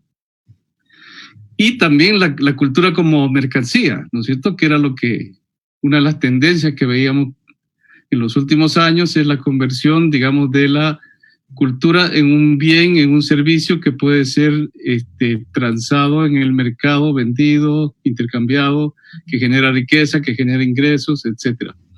¿Cuáles han sido las respuestas del sector cultura, de las instituciones, a esta situación de crisis? Y tal vez para avanzar la siguiente pregunta, ¿y cómo se puede también avanzar lo que al principio decíamos, en la transversalización de la cultura? ¿No es cierto? ¿Cómo esta respuesta desde la cultura, desde el sector cultura, desde la institucionalidad cultural, puede ir más allá de reactivar la actividad cultural como espectáculo, como función pública, más allá hacia la producción de contribuir en la discusión pública a la creación de un nuevo sentido, de una nueva manera de ver el mundo, de reconstruir este mundo digamos, en otra perspectiva? María Paulina, si querés. Sí, antes que nada, yo creo que me acordé de una frase cuando estabas Sol y tú citando este clásico binario de apocalíptico o integrado, ¿no? Entonces me acordé de una frase, una respuesta de Toni Negri que dice: los que hemos resistido no nos situamos en ninguno de esos dos polos de localización, porque los optimistas siempre creen que todo va a resultar, entonces, bueno, están ahí a la espera de que todo salga bien, ¿eh? Una especie de pensamiento positivo mágico. Y los pesimistas, como creen que todo va a salir mal, y no hacen nada. Los que hemos resistido somos ambiciosos, dice. Entonces yo me sitúo y siempre me he identificado mucho con esa tercera alternativa. Entonces probablemente mi punto de vista, donde yo creo que sí va a haber una revalorización de lo público, de aquello mal llamado, más que mal llamado con la jerga de la economía, consumo cultural, en espacios presenciales, va a ser, en mi opinión, extremadamente más potenciado, digamos, justamente por oposición y sobre todo en las nuevas generaciones. Entonces, es desde un lugar ambicioso que me sitúo para decir que creo fehacientemente que va a haber una transformación. Ahora, desde el punto de vista ya no tanto de estos deseos, de este juego de definición desde donde hablamos, escuchaba el otro día una ex estudiante mía del Magíster de Gestión Cultural de la Universidad de Chile, una de las aventajadas estudiantes que tuve, que es la que lidera la red de espacios teatrales, escénicos en Santiago de Chile. Y tenían ya una investigación sobre cómo los espacios que tienen, obviamente, subvención estatal son los que están en mejores posiciones para sobrevivir, digamos, a la pandemia, aun cuando el nivel de reducción presupuestaria por la vía de autogestión y, en fin, cuestiones de orden muy nuevas tendencias en términos de gestión de espacios culturales, se ha reducido y se ha impactado tremendamente. Sin embargo, ella decía que ha sido muy interesante la creatividad de los espacios que son mixtos, es decir, aquellos que tenían un porcentaje de presupuesto de apoyo estatal y mucha experiencia en autogestión. Pero los que definitivamente habían emigrado el primer día a desaparecer, o sea, al primer mes ya se dieron cuenta que no van a poder resistir, eran los full independientes. O sea, toda esta tremenda gama de formas de instalación espacial microgerenciadas que, en mi opinión, han tenido que seguramente transformarse en otra cosa. Entonces, se han reconvertido.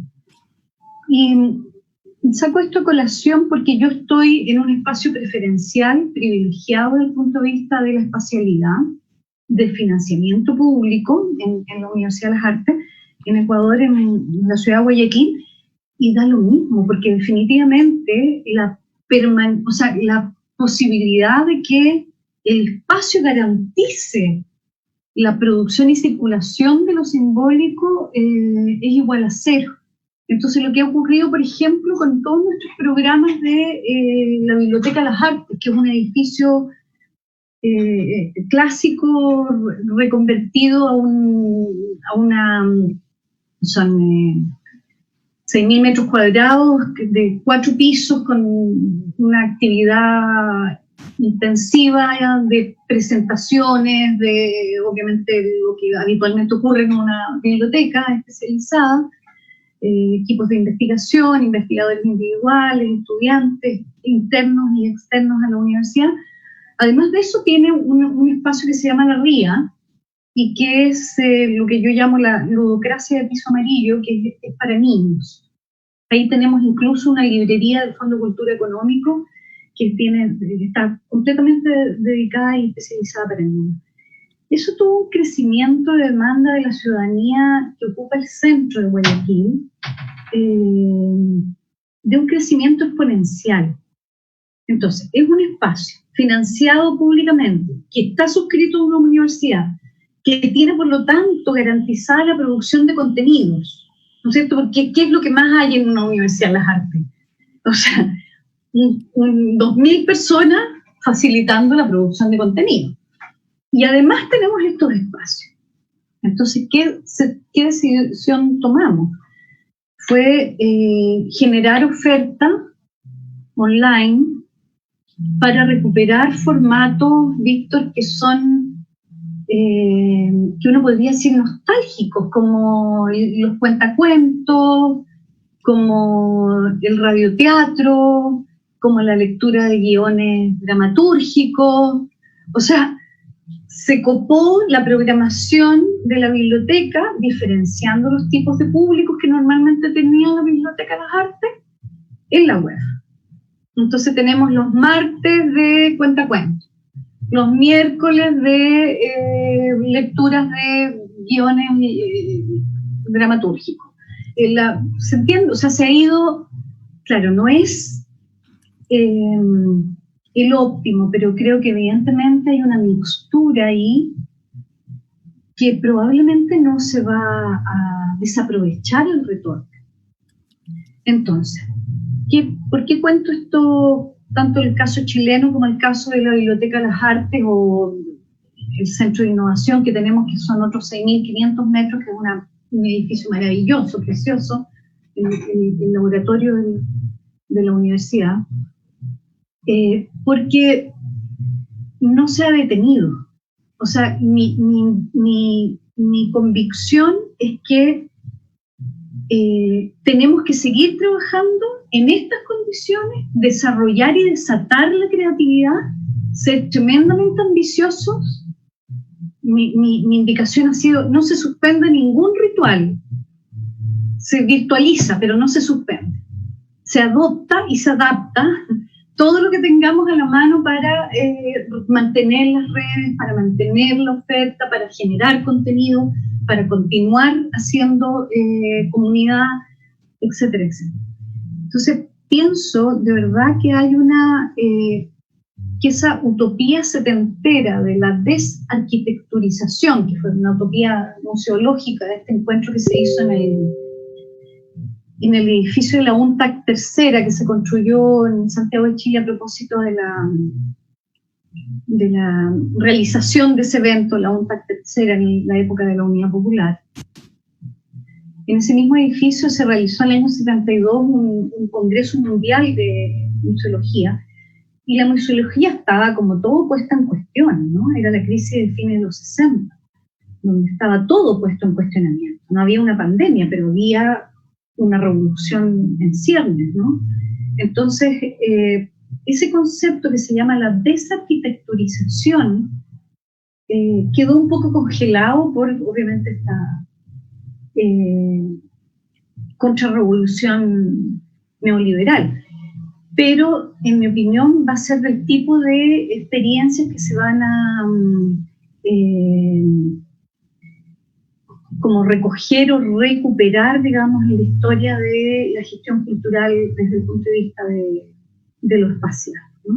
Me parece que no va a haber mucho del espacio público político que se pueda echar atrás. El ejemplo de Santiago de Chile en las revueltas, que además se expandió. ¿Cuánto tiempo, Sol, ya había un reguero nacional, digamos, de manifestaciones sociales? Yo creo que no pasaron ni 10 días en que las manifestaciones que estallaron en la Plaza de la Dignidad se expandieron a todo el país, y todas tuvieron características donde esas semillas que fueron plantadas en los años 60, en los años 70, que era la participación de las artes y lo simbólico en el espacio, en lo que Habermas llama el espacio público-político, se enmarañó y por lo tanto revive en una expresión del siglo XXI, digamos, pero y que se alimenta de las redes sociales, de todo lo que sabemos, de las batucadas que vienen del fútbol, etcétera, ¿no? De un conjunto de cosas que están en el espacio de las industrias culturales globalizadas. Entonces, yo creo que sí estamos en un momento de un laboratorio muy interesante donde vamos a recuperar el espacio público-político con componentes simbólicos de la cultura y de las artes, y con nuevas modalidades mixtas de prosumisión, digamos, de consumo y producción. Gracias, María Paulina. Víctor. Bueno, digamos que en el Perú las respuestas más interesantes sin duda han venido de la sociedad civil y no del Estado, ¿no? El Estado, digamos, sigue siendo una institución lenta, silente, sin capacidad de reacción, casi ventríloca, habla para sí mismo, ¿no? Y finalmente corrupta, ¿no?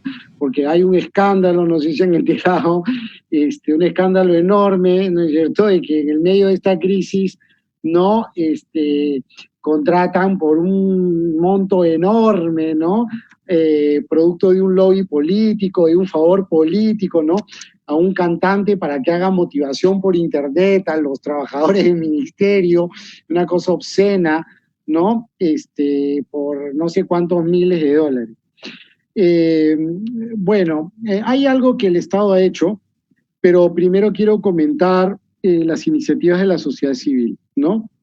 Y de hecho, desde que comenzó la pandemia, digamos, los grupos se empezaron a organizar virtualmente, digamos, las comunidades de teatro independiente sacaron comunicados, algunos museos empezaron a ofrecer sus colecciones de manera virtual, hacer paseos virtuales, la Biblioteca Nacional empezó a organizar algunos cursos, etcétera, ¿no? Empezaron a haber obras de teatro y bueno, digamos, digitales, y digamos, cosas que han venido ocurriendo en todos los países de manera interesante, ¿no? Quizás una de las cosas más importantes por comentar es una página de Facebook, porque, digamos, el problema económico es angustiante, ¿no es cierto?, para la mayoría de artistas.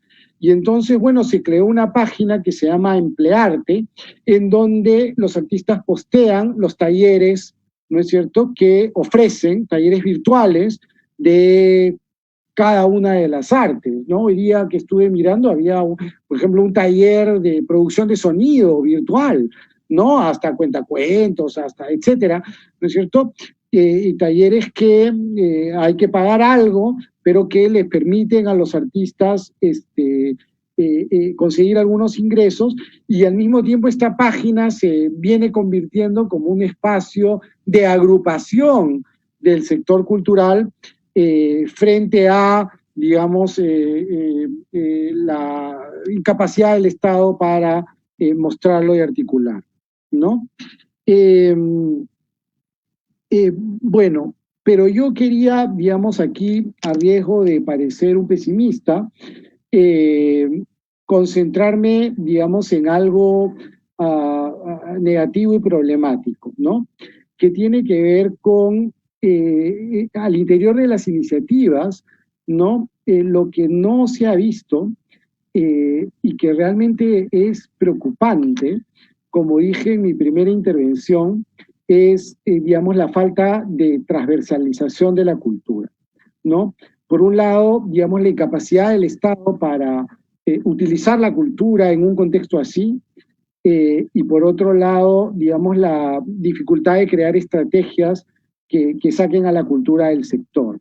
Pero no solamente se trata, digamos, de exigirle a la cultura una transversalización tan difícil como articularse con salud, o si quieren articularse con género, o si quieren articularse con ecología, o si quieren articular, no sé, sino que ni siquiera hemos visto una articulación del sector cultural con los programas educativos del Estado.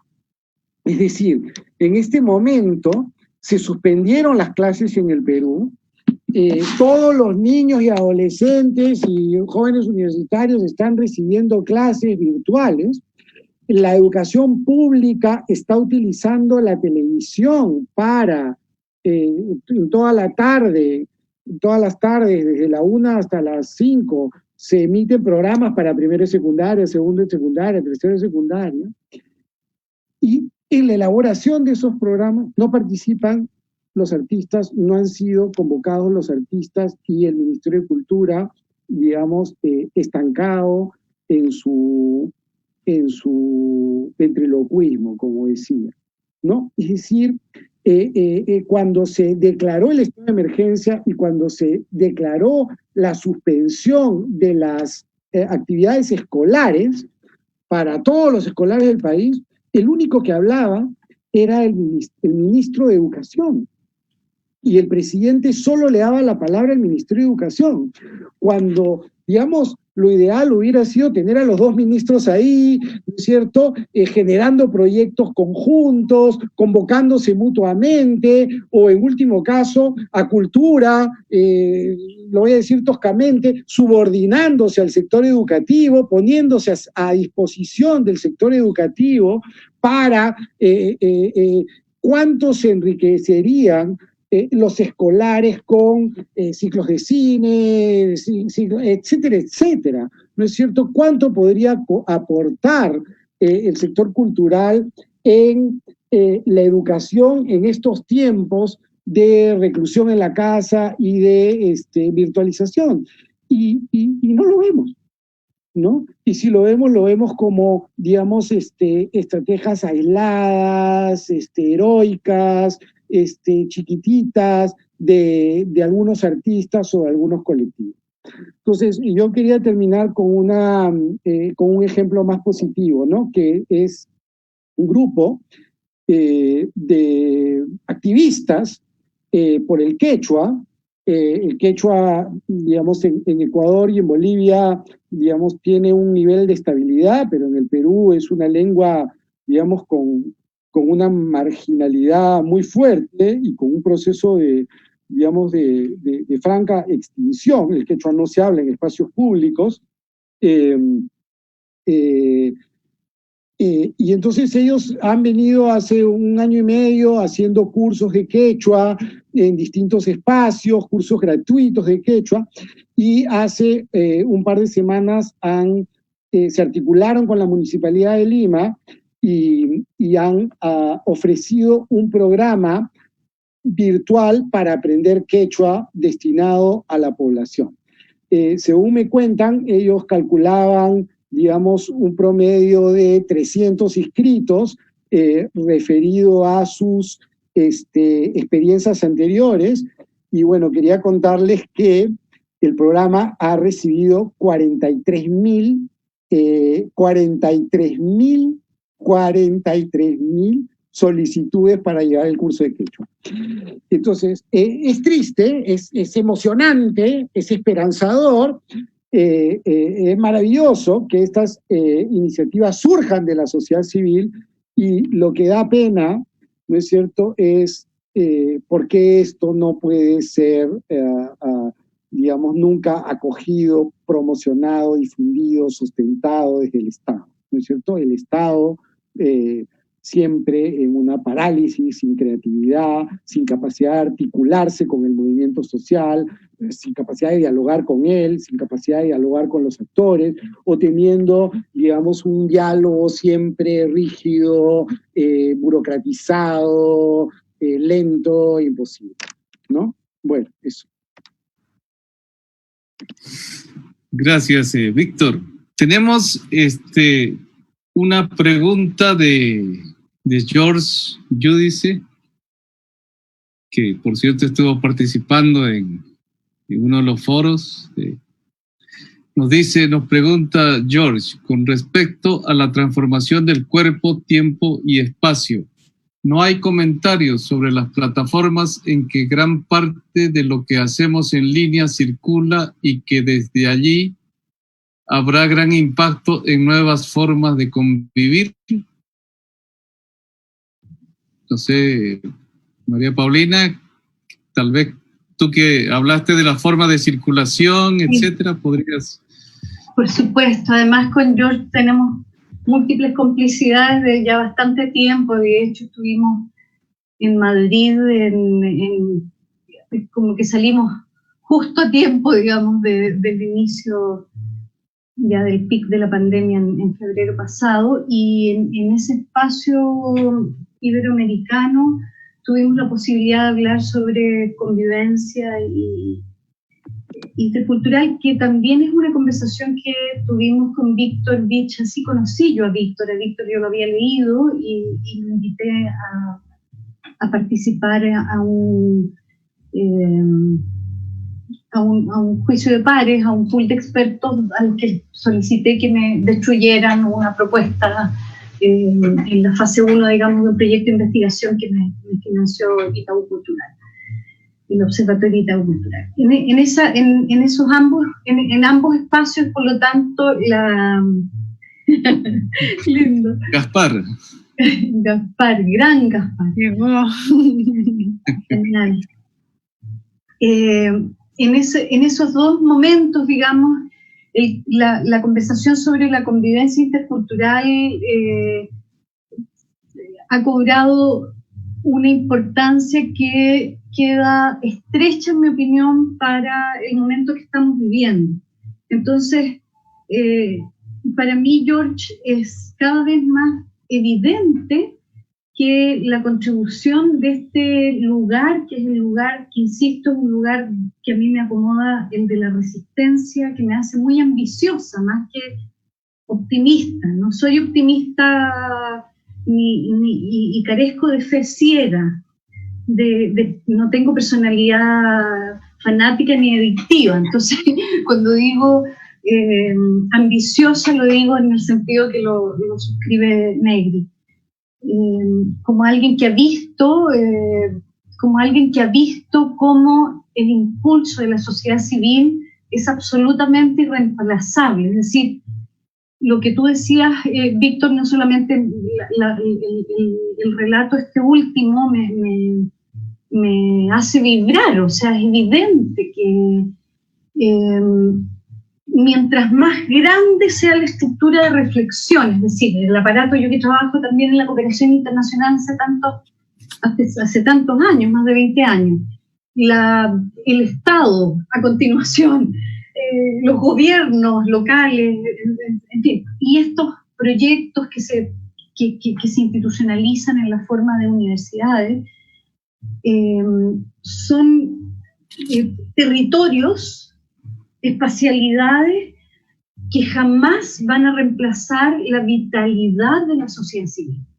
Entonces, estos son momentos donde esa sociedad civil recupera el espacio público político, insisto, a los Habermas, y lo ocupa, porque lo que hace es desplazar a todos los burócratas, a todos los incapaces de asumir el mandato de la soberanía popular en el ejercicio de la reflexión, del ordenamiento del caos, porque eso es lo que nos toca al mundo intelectual, al mundo de la producción de ideas. Entonces, volviendo a la pregunta de George, no me cabe duda que es desde la sociedad civil, da lo mismo en cuáles de las coberturas y dimensiones. Somos sociedad civil cuando estamos reflexionando internacionalmente sobre convivencia intercultural. Somos sociedad civil cuando estamos conectados con nuestros estudiantes o estamos en calidad de profesores, como decía Marisol. Hoy día estamos en este ritual que ustedes han organizado, muchas gracias, pero no perdemos nuestro activismo en tanto ciudadanos. Somos sujetos críticos, somos esencialmente, yo soy rectora casualmente de una universidad, o sea, lo que quiero decir es que estamos viviendo un momento donde la reflexión sobre la convivencia intercultural es desde el lugar del ciudadano de a pie también, ¿no? Que sabe perfectamente que hay muchísima gente pasando hambre, que no es primera vez que estamos enfrentados a situaciones de crisis económica, que no es primera vez que hemos visto cómo las comunidades hacen renacer una y otra vez sus diferentes estrategias de sobrevivencia. Lo que yo agrego, George, en esta vuelta es el diálogo interespecie, porque a mí me parece que convivencia intercultural quedó estrecha, incluso en la versión que logramos hacer en el proyecto del índice de convivencia, el índice internacional de convivencia intercultural.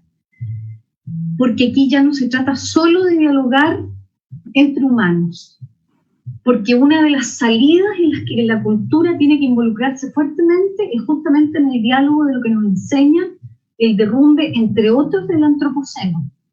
Entonces, la convivencia intercultural está estrecha. Me parece a mí que, por ejemplo, los ministerios de cultura debieran ser fuertemente presionados. Yo ayer pedaleaba de vuelta a la casa de mi hija, que es mi medio de transporte en este confinamiento una vez por semana, y decía, ¿qué están haciendo los alcaldes que no están construyendo miles de kilómetros de ciclovía? En el momento en que deberían estar construyendo muchas ciclovías. ¿Qué está haciendo el Ministerio de Deporte que nos está poniendo, junto con educación, con transporte, con subsidios a la compra de bicicletas y de candados y de, en fin, o sea, ¿cómo no va a ser el momento en que soñemos, en que yo no quiero volver al ruido de autos sin pájaros cantando cerca de las plazas? Y esta utopía, que me acuerdo de haberla planteado en Zapopan, en una reunión de UNESCO, me pidieron en un canal de televisión que soñara. Entonces dije, bueno, esto es un sueño bastante factible, pero parece muy loco y de ciencia ficción, porque no sé qué tendría que pasar para que paráramos de ingresar la cantidad de autos que metemos en nuestras calles y en nuestras ciudades. Pero sueño con una ciudad con más árboles, con leyes que obliguen a que por X metros cuadrados de construcción se planten X cantidad de árboles, porque eso garantizaría la existencia de cantos de pájaros. Hoy día, sin que haya ocurrido nada de eso, gracias a la pandemia, hemos vuelto a escuchar a los pájaros que estaban ahí. Yo no quiero dejar de escucharlos.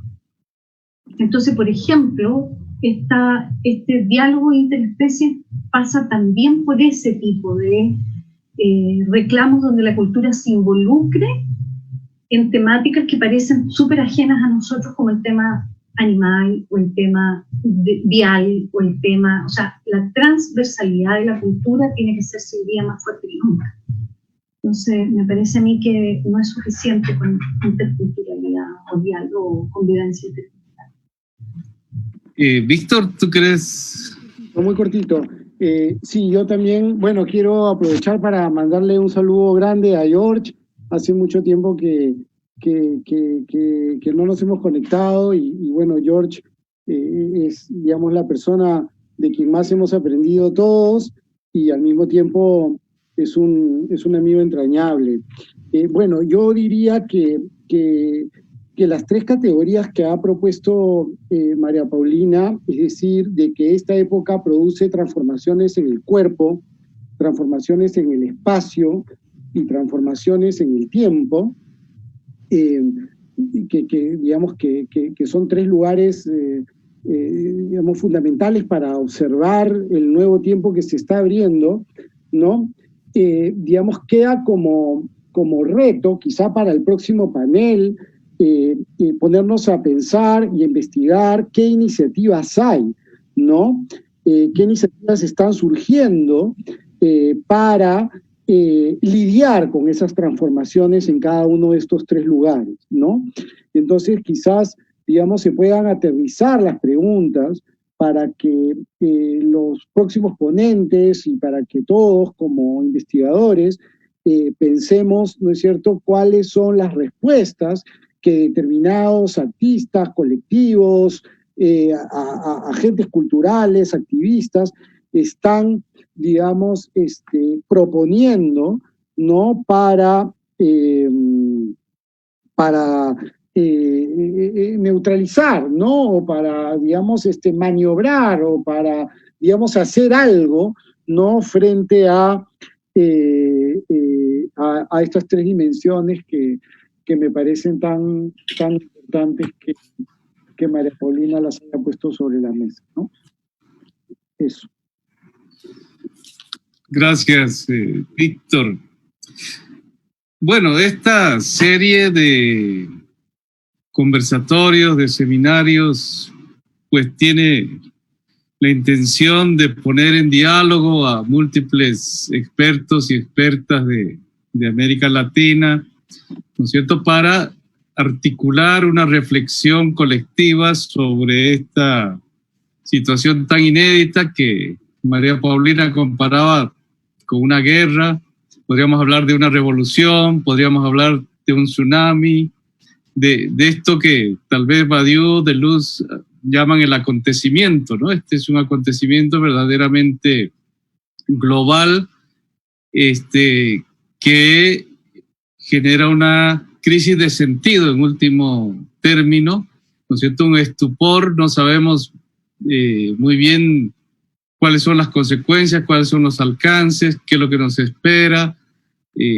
Hay una incertidumbre muy grande y pues lo que toca a la academia, digamos, es reflexionar, proponer, pensar lo impensado y en este caso hablar del arte también es, no sé, pedirle, demandarle al arte eso que alguna vez fue como central, digamos, que es servirnos como un faro, como una luz, ayudarnos a iluminar esta oscuridad del presente, diría tal vez Agamben, ser contemporáneos en último término, ¿no es cierto? Ver la oscuridad del presente y a través del pensamiento y la reflexión y la sensibilidad generar algún tipo de iluminación sobre este presente oscuro. Así que pues ahí estamos sumando voces, articulando argumentos, tejiendo redes y afectos. Y yo quiero agradecerles muchísimo a Víctor, a María Paulina, habernos acompañado esta noche aquí en Costa Rica, un día absolutamente lluvioso.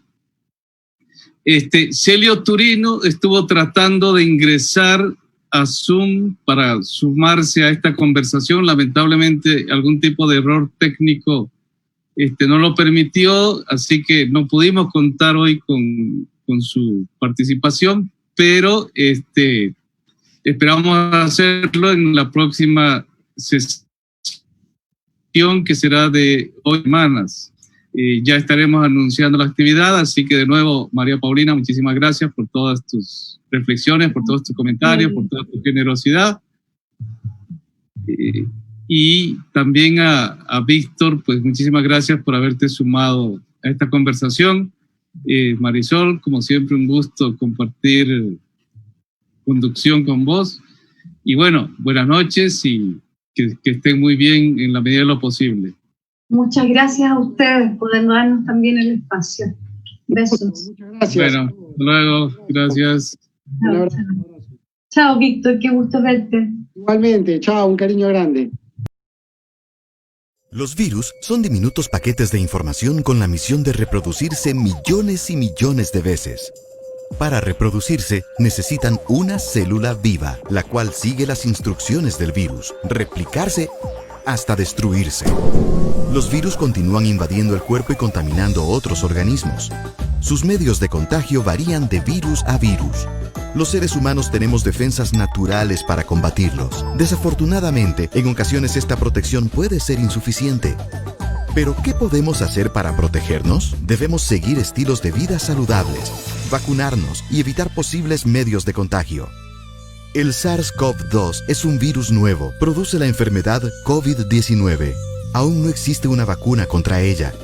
Sin embargo, el distanciamiento físico, lavarnos frecuentemente las manos con agua y jabón y aplicar el protocolo al toser y estornudar nos ayudará a reducir su propagación.